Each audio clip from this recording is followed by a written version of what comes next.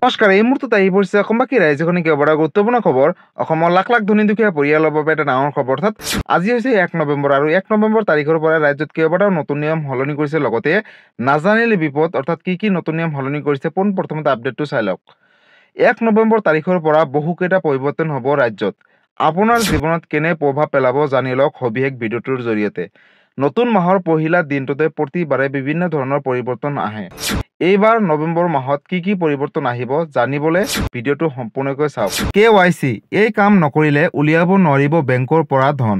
1 নৱেম্বৰ তাৰিখৰ পৰা সলনি হৈছে KYC নিয়ম, অৰ্থাৎ বেংকৰ পৰা টকা উলিয়াব যাওঁতে KYC নকৰিলে নাপাব টকা। আপডেটটো আগলৈ চাওক। KYCৰ বাবে কি নথিপত্ৰৰ প্ৰয়োজন হ'ব? KYCয়ে মূলত দুবিধ তথ্য পৰীক্ষা কৰে। 1 নম্বৰত পৰিচয়ৰ প্ৰমাণপত্ৰ। ইয়াৰ বাবে গ্ৰাহকসকলে Aadhaar card, pan card, voter ID card, passport, driving licence আদি দিব পাৰিব। 2 নম্বৰত ঠিকনাৰ প্ৰমাণপত্ৰ। লগতে ইয়াৰ বাবে আধাৰ কাৰ্ড, ঠিকনা দিয়া হ'লে বিদ্যুৎ বিল, গেছৰ বিল 3 মাহৰ ভিতৰত হ'ব লাগিব। পাছপোৰ্ট, ৰেচন কাৰ্ড, বেংক একাউণ্টৰ বিবৃতি আদি প্ৰয়োজন হ'ব। গতিকে ৰাজ্যবাসীৰ বাবে এটা ডাঙৰ খবৰ। KYC আপডেট কৰিব হ'লে এই নথিপত্ৰখিনি লাগিব। লগতে ইয়াতে চাওক, ফিজিকেল KYC, অৰ্থাৎ নিজে যেতিয়া আপুনি বেংকলৈ যাব তেতিয়া বেংকৰ KYC ফৰ্মখন পূৰণ কৰিব লাগিব। লগতে প্ৰয়োজনীয় নথিপত্ৰৰ ফটোকপি জমা দিব লাগিব। চেলফি বা ফটো তুলিব লাগিব। আৰু 2 নম্বৰত eKYC। eKYC আপুনি ঘৰৰ পৰাই কৰিব পাৰে। এই ক্ষেত্ৰত আধাৰ কাৰ্ডৰ জৰিয়তে অনলাইন যোগে ভেৰিফিকেশ্যন কৰা হয়। লগতে OTP ভিত্তিত পৰীক্ষণ কৰা হয় আৰু এই সুবিধা আটাইতকৈ দ্ৰুত আৰু নিৰাপদ। গতিকে KYC দুটা পদ্ধতিৰে হয়, এটা হৈছে eKYC আৰু এটা হৈছে ডাইৰেক্ট KYC। লগতে বেংকে একাধিক নিয়ম সলনি কৰিছে। প্ৰত্যেকজন গ্ৰাহকে এই নিয়মবোৰ জনাটো প্ৰয়োজন, কাৰণ এই নিয়মবোৰ নাজানিলে বেংকৰ লেনদেনত সমস্যাৰ সন্মুখীন দেখিবলৈ পোৱা যাব।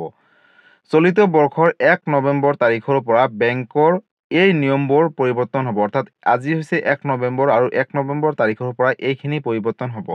গ্ৰাহকসকলৰ আৰ্থিক সুৰক্ষা বৃদ্ধিৰ বাবে বেংকৰ কিছুমান নিয়মত এই পৰিৱৰ্তন কৰা হৈছে।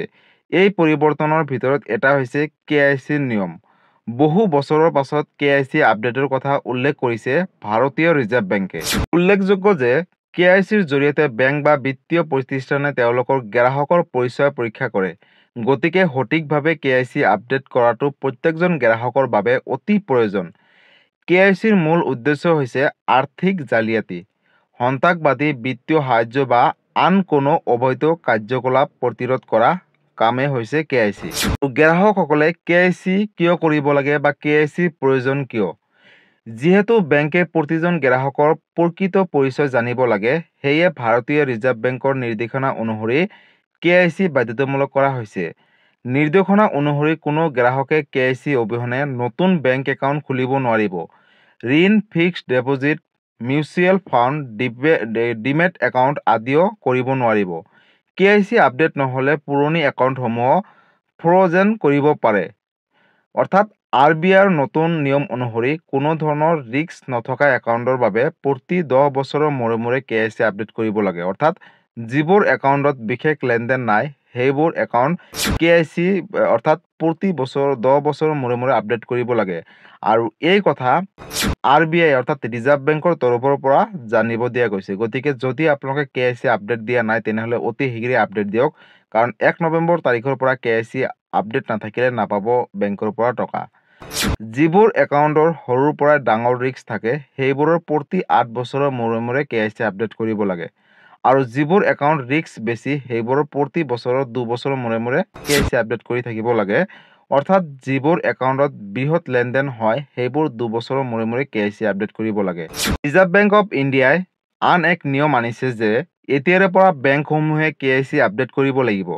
লগতে কোনো তৃতীয় পক্ষৰ জৰিয়তে KYC আপডেট কৰিব নোৱাৰিব গ্ৰাহকসকলে। অৰ্থাৎ এতিয়াৰে পৰা নহ'ব, 1 নৱেম্বৰ তাৰিখৰ পৰা কেইবাটাও নিয়ম আনিছে KYC আপডেটক লৈ। তৃতীয়তে আছে চাওক, ভিডিঅ' KYC, অৰ্থাৎ বহু বেংকে বৰ্তমান ভিডিঅ' কলৰ জৰিয়তে KYC পৰীক্ষা কৰে, যাক ভিডিঅ' KYC বুলি কোৱা হয়। এই সুবিধাত ভিডিঅ' কলৰ সময়ত গ্ৰাহকসকলে নিজৰ ID কাৰ্ড দেখুৱাব লাগিব। লগতে KYC আপডেট কিয় প্ৰয়োজন হয়? অৰ্থাৎ যদি KYC আপডেট নকৰে তেনেহ'লে আপোনালোকে নাপাব বেংকৰ পৰা টকা। যদি আপোনাৰ ঠিকনা, মোবাইল নম্বৰ বা ID কাৰ্ড সলনি হয় তেন্তে KYC আপডেট কৰাটো অতি প্ৰয়োজন। যদি RBI বা বেংকে সময়ে সময়ে পুনৰ KYC পৰীক্ষণ বিচাৰে তেন্তে পুনৰ KYC আপডেট কৰিব লাগিব। সাধাৰণতে 2 বছৰৰ পৰা 10 বছৰৰ মূৰে মূৰে KYC আপডেট কৰি থাকিব লাগে, এই কথা ঘোষণা কৰিছে। লগতে আৰু এটা আপডেট চাই লওক। চলিত বছৰৰ 1 নৱেম্বৰ তাৰিখৰ পৰা আধাৰ কাৰ্ডৰ সৈতে জড়িত নিয়মবোৰৰ সলনি হ'ব। কাৰণ আপডেট প্ৰক্ৰিয়া সৰল কৰাৰ বাবে UIDয়ে অহৰহ কাম কৰি আহি আছে। অহা মাহৰ পৰা আপুনি আপোনাৰ নাম, ঠিকনা, জন্ম তাৰিখ আৰু যোগাযোগ নম্বৰ অনলাইনত আপডেট কৰিব পাৰিব। নতুন পৰিৱৰ্তনৰ অধীনত এতিয়া ডাটাবেছৰ পৰা pan card, passport, ration card, MNREGA আৰু স্কুলৰ ৰেকৰ্ড স্বয়ংক্ৰিয়ভাৱে পৰীক্ষা কৰিব পৰা যাব। কোনো নথিপত্ৰ আপলোড কৰাৰ প্ৰয়োজন নাথাকিব বুলি ঘোষণা কৰিছে। অৰ্থাৎ আধাৰ কাৰ্ডক লৈ এটা ডাঙৰ আপডেট আহি পৰিছে। আৰু লগতে 1 নৱেম্বৰ তাৰিখৰ পৰা ৰাজ্যত কেইবাটাও নতুন নিয়ম সলনি হোৱা দেখা পোৱা গৈছে। আগলৈ চাওক, সলনি হ'ব গেছ চিলিণ্ডাৰৰ নতুন মূল্য। চৰকাৰী গেছ কোম্পানীয়ে প্ৰতি মাহৰ প্ৰথম দিনাই গেছ চিলিণ্ডাৰৰ দাম আপডেট কৰে। এইবাৰ 1 নৱেম্বৰ অৰ্থাৎ শনিবাৰে নতুন মূল্য নিৰ্ধাৰণ কৰা হ'ব। আজি হৈছে শনিবাৰ। গেছ কোম্পানীসমূহে সঘনাই বাণিজ্যিক গেছ চিলিণ্ডাৰৰ মূল্য সংশোধন কৰে। ইয়াৰ প্ৰত্যক্ষ প্ৰভাৱ ঘৰুৱা বাজেটত পৰে। ৰেষ্টুৰেণ্ট আদিতো ইয়াৰ প্ৰভাৱ স্পষ্টকৈ অনুভৱ কৰিব পাৰি। উল্লেখযোগ্য যে বিগত কেইমাহমান মাহৰ পৰা কোম্পানীসমূহে বাণিজ্যিক গেছ চিলিণ্ডাৰৰ মূল্য সলনি কৰি আহিছে। অৱশ্যে ঘৰুৱা গেছ চিলিণ্ডাৰৰ দাম সুস্থিৰ হৈ আছে।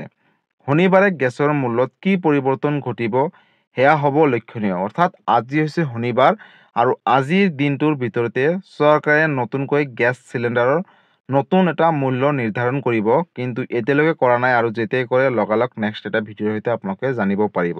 লগতে আজি আৰু কেইবাটাও নতুন নিয়ম সলনি কৰিছে চৰকাৰে। অৰ্থাৎ 1 নৱেম্বৰ তাৰিখৰ পৰা আৰু এটা আপডেট চাই লওক। সলনি হ'ব ক্ৰেডিট কাৰ্ডৰ নিয়ম। তৃতীয় নিয়মটো SBI কাৰ্ডৰ সৈতে জড়িত। অৰ্থাৎ যদি আপুনি দেশৰ সৰ্ববৃহৎ ঋণদাতা ভাৰতীয় ষ্টেট বেংকৰ ক্ৰেডিট কাৰ্ড ব্যৱহাৰকাৰী হয় তেন্তে সাৱধান হওক। এই পৰিৱৰ্তনসমূহে আপোনাৰ পকেটতো প্ৰভাৱ পৰিব।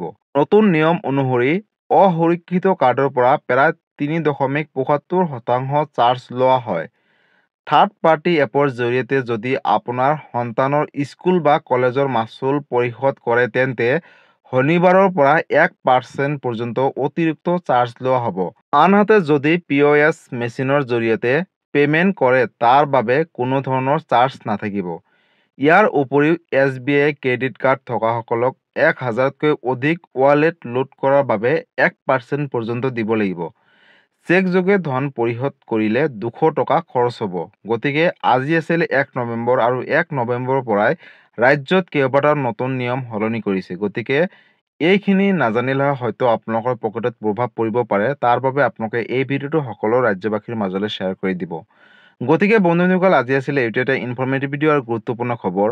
ভিডিঅ'টো চাই কেনেকুৱা পালে? যদি ভাল পালে চেনেলটো নতুনকৈ আহিছে চেনেলটো ছাবস্ক্ৰাইব কৰিব, লাইক কৰিব। কিবা সুধিবলগীয়া বা বিশেষ জানিবলৈ ইচ্ছা আপোনালোকে মোক কমেণ্ট কৰি জনাব, মই নিশ্চয় ৰিপ্লাই দিবলৈ চেষ্টা কৰিম। লগতে এই ভিডিঅ'টো সকলো অসমবাসী ৰাইজৰ মাজলৈ শ্বেয়াৰ কৰি দিব, যাতে এই ভিডিঅ'টো চাই সকলোৱে এই আপডেটখিনিৰ কথা জানিব পাৰে। ধন্যবাদ। জয় আই অসম।